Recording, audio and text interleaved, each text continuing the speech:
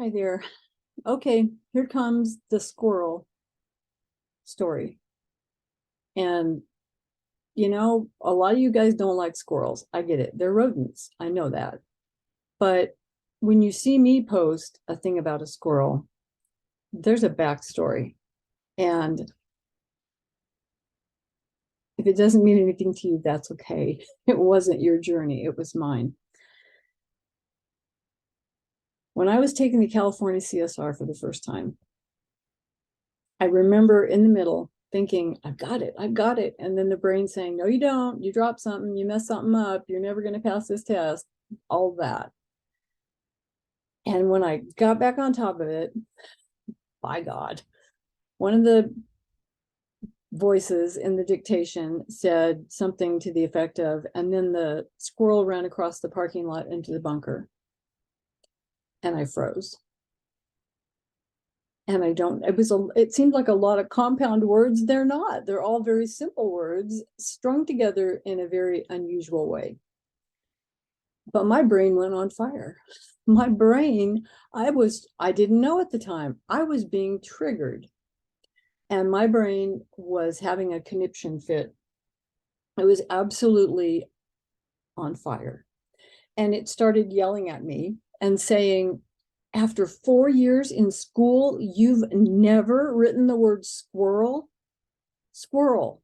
It's one word, it's one syllable, but it sounds like two syllables, but it started just talking incessantly. I don't even know what came after the squirrel ran across the parking lot into the bunker, but 40 years later, I still remember that whole sentence.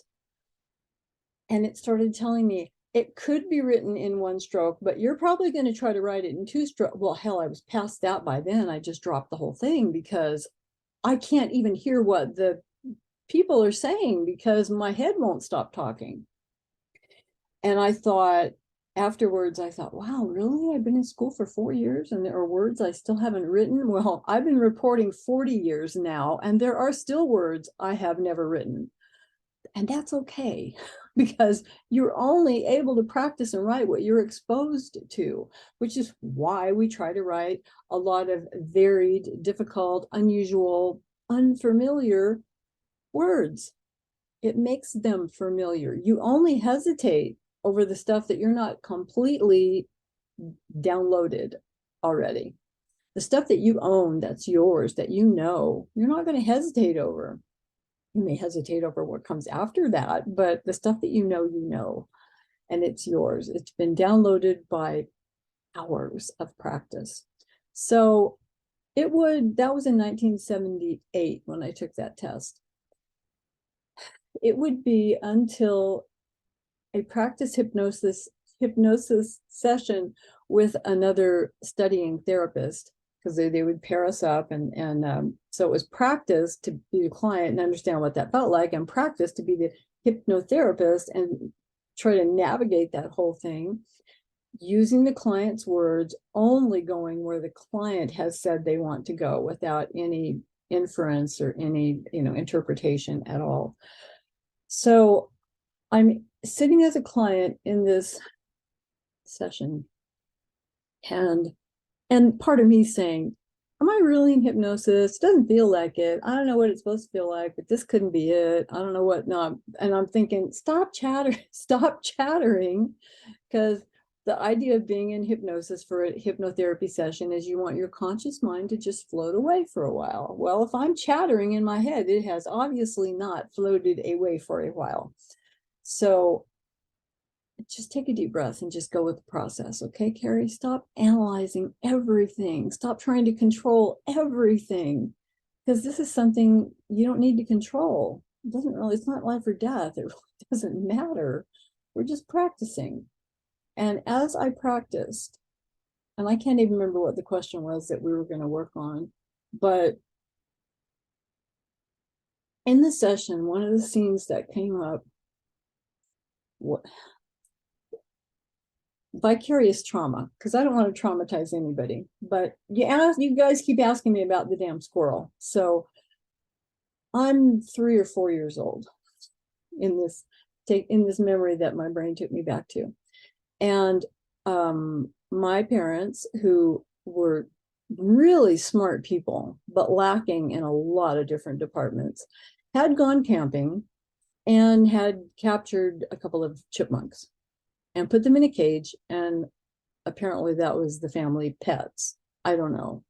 But they left for work. My mother was asleep. I don't know. She used to get up like somewhere between 11 o'clock in the morning and 5 o'clock in the afternoon. And so I was just by myself, me and my little baby brother. And apparently he wasn't around at the time, but I was bored. And I remember sitting there looking at those chipmunks and thinking, those poor things, they probably want to be out and having some fun or doing something besides sitting in a cage. And I let them out. And they ran off promptly into different areas of the house, never to be seen or heard from again. Actually, we did wind up recapturing them, but what the hell? What kind of normal people bring home freaking chipmunks? But when my mother finally woke up, yeah, she was pissed. But when my father got home, she had to make sure that I got punished a second time. And my father was very brutal. He was very physical. And he decided that the best way to teach me to never do that again was to hold my hand over an electric burner and tell me that if I ever did that or anything else I wasn't supposed to do, he was going to burn my hand. And then he picked me up by one leg and started beating me and beat me so hard that my shoe flew off. And I'm telling you, 3 or 4 years old, and I'm remembering so many details that I always had remembered, but they were so crystal clear in this state of relaxed alpha waves. And I remember him starting to scream at me, "Don't you ever touch those squirrels again. Don't you ever touch those squirrels again." And I knew even as a little kid, the difference between a squirrel and a chipmunk, but apparently my later, who would become a PhD in analytical statistics, biological father did not know the difference between a chipmunk and a squirrel. And in that hypnosis, I realized that I had been traumatized and anchored in fear to the word squirrel.